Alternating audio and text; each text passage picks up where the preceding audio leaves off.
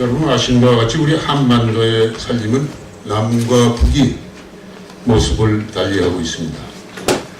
1972년에 남한은 지산녹화 10개년 계획을 수립 추진했고, 농토가 부족했던 북측은 식량 생산을 위해서 산을 깎아 계단식 다락밭을 조성했습니다.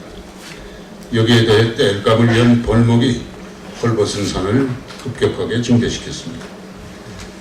저는 1970년대 초에 한국 정부의 새마을 실무 담당 국장으로 일하면서 당시 박정희 대통령의 특명으로 제1차 지산녹화 10개년 계획을 직접 입안을 했었습니다.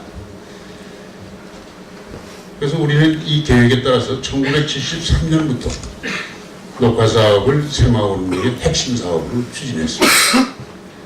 그래서 지금 한국은 2차 대전 이후 인공조림으로 성공한 유일한 국가로 평가를 받고 있습니다. 1972년 지산녹화 10개년 계획의 입안, 수립, 확정 과정을 TV 방송 녹화로 소개해 드리겠습니다.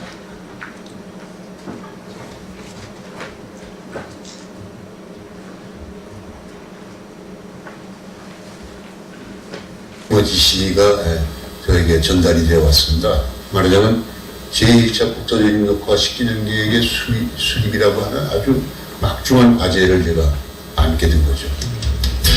특명을 받은 고건은 2달간 전국의 산지를 누비며 조림에 성공한 사례와 실패한 사례를 면밀히 분석해 보고서를 작성했고, 다시 한번 청와대 관계장관 회의에서 발표하라는 지시를 받게 된다. 그때는 PPT 같은 게 없었습니다. 전지에 일일이 손글씨로 매직펜으로 한자 써야 했습니다. 그 전문 차트사를 불러다가 80매가 되는 이 보고서를 밤새 썼는데, 다 완성하고 나 보니까 보고 시간인 10시가 다 됐어요. 결국 고건은 보고 시간보다 10분 늦게 회의장에 도착했다. 대통령을 비롯해서 총리 관계부처 장관들이 전부 저를 기다리고 있다가 그 시선이 저에게 집중이 됐는데, 그 생각을 하면 지금도 등에서 식은땀이 납니다. 뭐 덜덜덜덜 죄송하시. 그것도 차트 찍어가지고 가서 그 차트 거리에서 내가 직접 걸어야 하거든요. 보조해주는 사람도 없고. 고건은 심호흡을 한 후 차분하게 국토조림 녹화 10개년 계획의 기본 방향부터 설명했다. 국민조림, 속성조림, 경제조림이 바로 그것이었다. 첫째는 모든 국민이 나무를 심고 가꾸는 국민조림. 두 번째는 매년 산사태와 홍수가 반복되니까 우선 시급하게 속성녹화에 중점을 두어야겠다는, 세 번째는 장기적으로 경제조림으로 진행해야겠다는 이 세 가지 원칙을 설명을 하면서, 그때서 살짝 훔쳐보니까 대통령께서 눈빛이 빛이 나고 고개를 끄덕이는 모습이 제 시야에 들어왔어요. 그래서 그때부터 우리 정상적으로 진행할 수 있었습니다. 이날 보고된 내용은 그 자리에서 국가 정책으로 결정됐고, 제1차 지산녹화 10개년 계획의 그 조림 녹화 사업을 새마을 운동에 의한 핵심 사업으로, 즉 국민조림으로 추진하기 위해서 농림부 산하의 산림청을 새마을 주무부인 내무부로 이관하는 정책이 이 자리에서 결정이 됐습니다. 또한 제1차 지산녹화 계획의 목표는 산림녹화가 시급한 100만 헥타르를 우선 속성 조림하는 것이었습니다. 따라서 속성수 중심의 10대 수종을 선정하게 됐습니다. 또 연차별 계획을 수립 추진했는데 74년부터는 4월 5일만이 아니라 4월 1일부터 15일까지 15일간을 국민 식수기간으로 설정을 하고, 마을과 직장과 학교에서 정말 문자 그대로 분국민적으로 나무를 심고 가꾸었습니다. 그 당시 서울 근교에 헐벗었던 산의 모습입니다. 지금의 북한보다 더 심각했었습니다. 당시에 조림용 묘목을 산정까지 지게로 운반하고 있는 모습입니다. 대대적인 국민 식수 운동을 동시에 벌이다 보니까 많은 문제에 부딪혔습니다. 첫 번째, 전국에서 2, 3만 개소에서 나무를 심다 보니 기술 지도가 불충분했습니다. 그래서 도의 산림국, 군의 산림과를 신설하고 기술 지원을 현장 위주로 강화했습니다. 다음 과제는 활착률을 올리는 것이었습니다. 철저한 겁목을 통해서 현장 확인을 강화했는데, 예를 들면 74년대에는 전국의 조림지 2만 7천 교수에 3억 1,100만 돈을 심었는데, 이 심은 나무 한 나무에 대해서 매목 검사를 실시해서 활착 상황과 사후 관리 상태를 일일이 점검했습니다. 이것은 매년 이렇게 했습니다. 또 나무의 불법 체벌을 막기 위해서 마을 책임으로 입산 통제가 자율적으로 지켜지도록 했습니다. 특히 산림병충해를 막기 위해서 항공방제, 지상약제, 인력방제 등 한 해에 10만 헥타르까지 방제를 실시했습니다. 가장 큰 문제는 농촌 연료 부족이었습니다. 심지어 아까 제 연료조림을 확대 조성하고, 심지어는 해바라기, 쌀이 때까지 대량 식재토록 했습니다. 연탄이 농촌에 수송 보급될 때까지 이 농촌 연료 대책은 계속되었습니다. 다음 양묘가 아주 중요한데, 계획 양묘에 의한 건묘 생산을 위해서 생산 주체별로 수종을 전문화했습니다. 74년도 양묘 사업 계획 중 마을 양묘가 38%, 일반 기업 양묘가 28% 차지했듯이 마을 양묘 비중을 높였습니다. 기술 수종은 기관에서 생산된 유묘를 마을에서 공급받아서 송묘로 생산해서 마을의 양묘 소득을 높여나갔습니다. 한편 양묘 수종은 이태리 포프라, 아카시나무, 밤나무, 쌀이 등으로 마을별로 1, 2개 수종씩을 전문적으로 생산하도록 집중 지도했었습니다. 이 같은 범국민적인 노력으로 속성녹화 100만 정보, 100만 헥타 조림 계획은 6년 반, 약 7년 만에 달성이 되었습니다. 속성녹화의 대표 수종이었던 낙엽송, 소위 이깔나무 조림지의 울창한 모습입니다. 또 경제수종의 하나인 백합나무 조림지의 모습입니다. 이 사진은 전남 강진군에 있는 초당림의 7년 전 현장 실차 사진입니다. 이렇게 치상녹화 사업을 전 국민적으로 추진하는 결과 국토의 녹색혁명이 이루어졌습니다. 제1차 치상녹화 10개년 계획이 성공할 수 있었던 것은 양묘, 조림, 연료, 소득을 체계적으로 연결하는 통합계획으로 수립 추진했기 때문이었습니다. 즉 선순환을 위한 통합계획이 성공의 필요 조건이었습니다. 또 계획을 추진하는 시스템이 중요합니다. 그 성공 전략은 강력한 대통령의 강력한 최고의 리더십과 새마을운동의 국민적 에너지, 그리고 치밀한 행정력 기술력의 뒷받침을 효율적으로 연결시킨 추진 시스템이 동력을 제공했던 것입니다. 다시 한번 강조하면 대대적인 국민식수운동은 새마을운동의 핵심 사업으로 추진했기에 가능했습니다. 이제 한반도의 나머지 남쪽, 북쪽의 얘기를 드리겠습니다. 2015년에 제가 직접 북한에 가서 찍은 북한의 헐벗은 사냐 사진들입니다. 만약 이대로 간다면 훗날 통일이 된 한반도에서 우리가 가장 후회할 것은 왜 우리가 통일전에 녹화를 하지 않았나 하는 회한일 것이라고 저는 생각합니다. 이제는 북측도 국토 수립화 10개년 계획을 세웠습니다. 김정은 위원장이 2012년 4월 국토관리에서의 혁명적 전환을 가져올 때 대하여 라는 특별교실을 발표하면서 산림조성과 보호관리 사업을 결정적으로 혁신해서 10년 안에 벌거숭이 산들을 모두 수림화한다는 계획을 세웠습니다.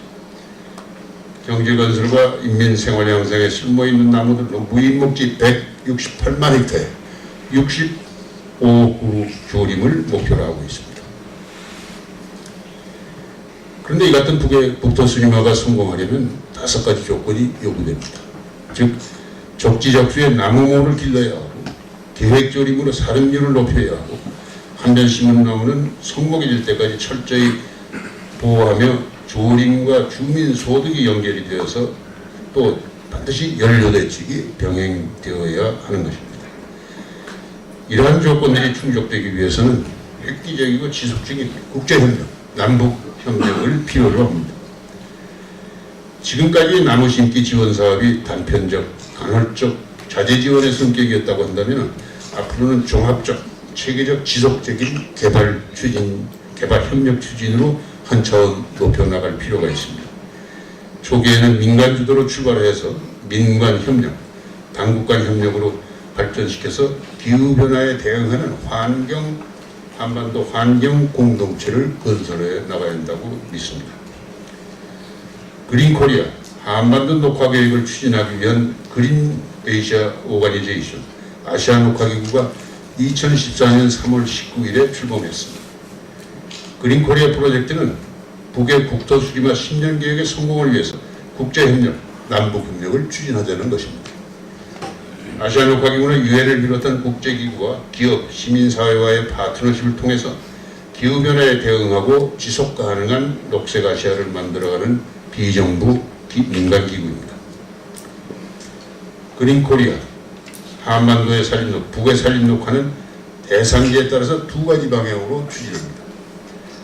우선 비탈밭 개간으로 인해서 무림화된 마을 주변의 소규모 대상지는 식량, 에너지, 소득 증대 등을 결합한 종합적林농 복합 방법, 에그로포레스트리 방법으로 추진하되 산지 이용반, 지역 주민이 참여하는 토지 이용 시스템을 통하여 시행을 하게 됩니다. 반면에 장기간 지속적인 벌채로 인해서 무림화된 산간 오지의 대규모 대상지는 UN 기후변화 대응 CDM 혹은 레드 플러스 등의 방법으로 국내외 기업이 탄소 배출권을 획득하는 대단위 조림 사업으로 실행을 합니다. 이러한 그린 코리아를 위한 5가지 구체적인 추진 사업을 말씀드리겠습니다. 그린 코리아 프로젝트의 첫 번째 중점 사업은林농 복합 시범단지 조성입니다.林농 복합 경영의 가시적 성공 사례를 각 도의 시범지역으로 조성해서 교육 현장으로 활용하고 전 지역으로 확대 보급시켜 나가자는 것입니다. 이를 위해 군 단위의 시범지역을 남북이 협의 선정하고 북의林농 복합 경영 방식과 남의 치산녹화 경험을 접목시켜서 남북 공동의 협력 계획을 함께 수립 추진하자는 것입니다. 광해북도에는 이미林농 복합 성공 사례가 있습니다. 광해북도 수안군은 산림 토지에서 나무와 농작물, 약초 등을 결합하여 재배함으로써 생태 환경을 개선하고 알곡과 공업연료를 생산하는 산림 경영의 새로운 형태인林농 복합 경영 방법을 성공시켰습니다.林농 복합 경영에 있어서 산지 토양 개량, 운반수단 개량, 양매장 시설 개선 등 필요한 물적 토대를 지원 협력할 필요가 있습니다. 수안군의林농 복합 현지 사례입니다. 아카시나무로 열식한 사이에 강냉이를 간작하고 있습니다. 다음 해에는 키가 큰 강냉이 대신에 키가 작은 콩을 해거리로 재배하고 있는 모습입니다.林농 복합은 농작물, 살작물, 약초 등 재배작물에 따라 다양한 형태로 구분할 수 있습니다. 그 형태는 달라도 주민들이 나무를 심으면서 식량과 연료를 해결하고 소득을 올려서 생활이 개선되는 농촌 지역사회 개발 사업으로 추진하는 것이 효과적일 것으로 판단됩니다.林농 복합, 에그로포레스트의 현장 교육 장면입니다. 화면의 외국인은 NGO 관계자입니다. 비탈밭의 토양 침식을 방지하기 위해서 우선 풀두둑을 만들고 등구선 방향으로 밭을 경작하고 있는 모습입니다. 위는 콩이고 밑은 옥수수를 경작하고 있습니다. 그린 코리아 프로젝트의 두 번째는 UN 기후변화 대응 산림녹화 사업입니다. 우리 기업들이 외국이 아니라 북의 재조림지를 UN 기후변화 대응 CDM이나 레드 플러스 사업으로 복구해서 탄소 배출권을 획득하게 되면 남북 상세의 경협 사업이 될 것입니다. 항공, 철강, 발전회사 등 온실가스 다배출 업체의 북한 산림녹화 참여 방안을 구체화할 필요가 있습니다. UN 기후변화 파리 협약에는 국가별 온실가스 감축 목표가 정해져 있습니다. 우리나라 국가 감축 목표는 2030년 기준 37%인데 그 이행에 산림녹화 부분의 기여 방안을 마련해야 합니다. 37% 목표는 국내 감축 25.7% 외에 국외 11.3%로 충당할 예정으로 되어 있습니다. 국외 11.3%는 막대한 예산을 들여서 해외에서 구입할 것이 아니라 한반도 산림녹화 사업을 통한 흡수량 그리고 매드 사업을 통한 감축 실적으로 상수에 충당하는 방안을 추진해야 한다고 생각합니다. 셋째는 양묘 대책이 중요합니다. 시군 단위의 양묘장 시설을 현대화하고 나무모 생산의 과학과 집약화를 위한 양수, 관수 시설, 원실 기자재 등 물적 토대를 협력해야 합니다.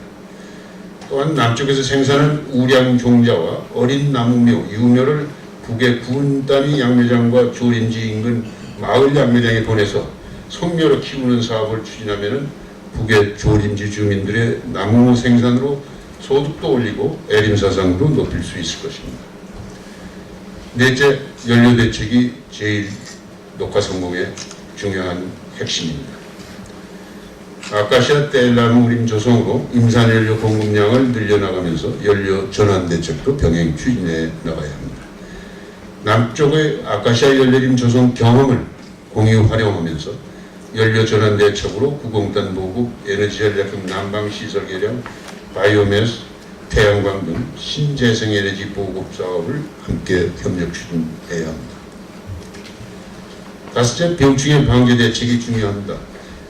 노동신문이 보도한 경북 태탄군의 성공 사례를 보면 부족한 살충제를 대신해서 창포뿌리에 새로운 첨가제를 섞어서 활용할 수밖에 없었다고 하는 살충제 부족 문제가 있습니다. 따라서 솔라방, 솔잎혹파리 등 방제를 위한 농약과 살포 장비를 지원할 필요가 있습니다. 이상 말씀드린 그린코리아 프로젝트 추진 계획은 제가 노동신문 기사를 분석해서 작성한 관계로 노동신문 용어를 그대로 인용했다는 것을 말씀드립니다.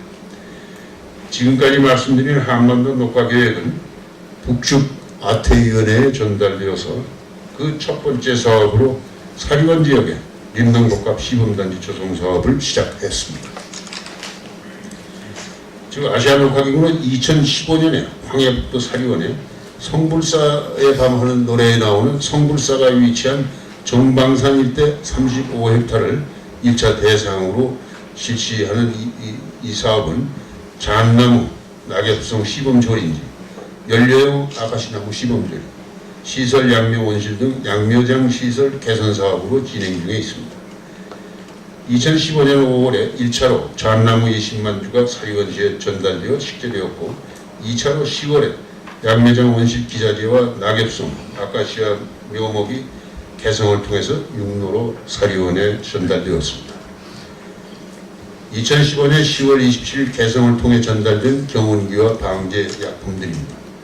그리고 양묘장 원실 설치 작업 모습인데 남북의 양묘 기술자들이 함께 공동 작업으로 완성한 원실 3개동을 볼 수가 있습니다.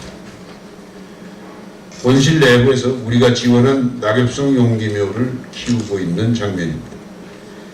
이상의 기자재와 묘목들은 12대의 컨테이너 트럭으로 개성을 통해서 사리원에 육로 수송되었습니다. 끝으로 그린코리아 프로젝트는 102대간의 생태 녹화를 완성하는 역사적 사업입니다. 또한 유엔 기후변화 대응 사업을 남과 북이 공동으로 추진하는 협력 사업이라는 깊은 뜻이 담겨 있습니다. 한반도 녹화 사업은 비군사적 사업입니다.